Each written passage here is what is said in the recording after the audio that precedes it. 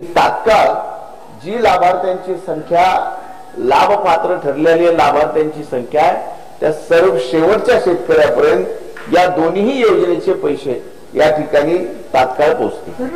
सभापती महोदयाच्या एकूण नमो शेतकरी सन्मान योजनेमध्ये निधी वितरित करण्याची लाभार्थ्यांची संख्या ठरली ती 85 लाख ठरली। पण पीएम किसान सन्मान योजनेमध्ये 93 लाख शेतकरी आपल्याला केंद्राच्या पोर्टलवरती पीएम किसान सन्मान योजनेमध्ये दिसतात। पण मात्र 14वा हप्ता 15वा हप्ता हा 85 लाख शेतकऱ्यांनाच गेला।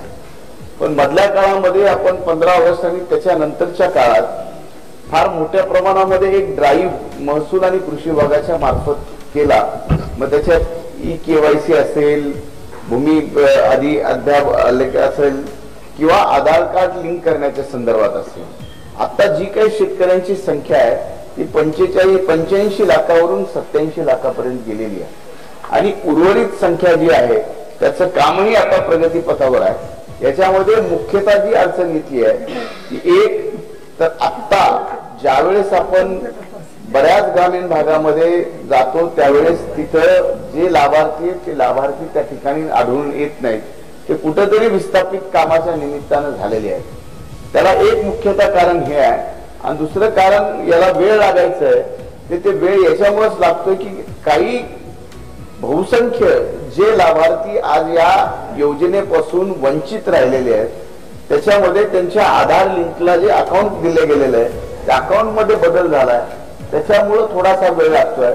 पण एक आपल्या मार्फत या सदनाला आणि सन्माननीय सदस्य रमेश आप्पा कराड साहेबांना मी आश्वासित करू इच्छितो की तात्काळ जी लाभार्थ्यांची संख्या लाभपात्र ठरलेली लाभार्थ्यांची संख्या आहे त्या सर्व शेवटच्या शेतकऱ्यापर्यंत या दोन्ही योजनेचे पैसे या ठिकाणी तात्काळ पोहोचतील।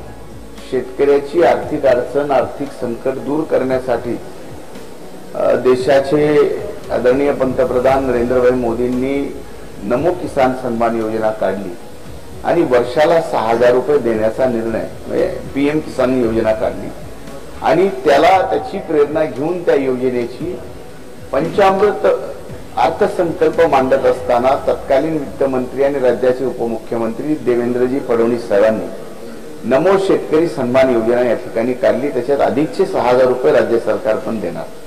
आता हे देत असताना 14वा हप्ता ज्यावेळेस वितरित होता त्याची जी संख्या होती त्याच संख्येला अनुसरून नमो शेतकरी सन्मान योजनेचे 6000 रुपये सुद्धा त्या शेतकऱ्याला जाणार होते।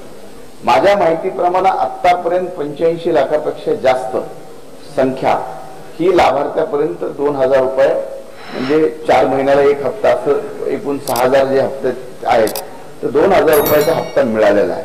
आता यामध्ये 50,000 रुपयाचा जो तिसरा हप्ता आपण राहिलेला आहे ज्यांनी रेग्युलर व्याज भरलेला आहे आणि ती योजना जी जाहीर केलेली होती अर्थसंकल्पामध्ये त्याबाबतही तात्काळ कारवाई करण्याच्या बाबतीत शासन प्रयत्नशील आहे।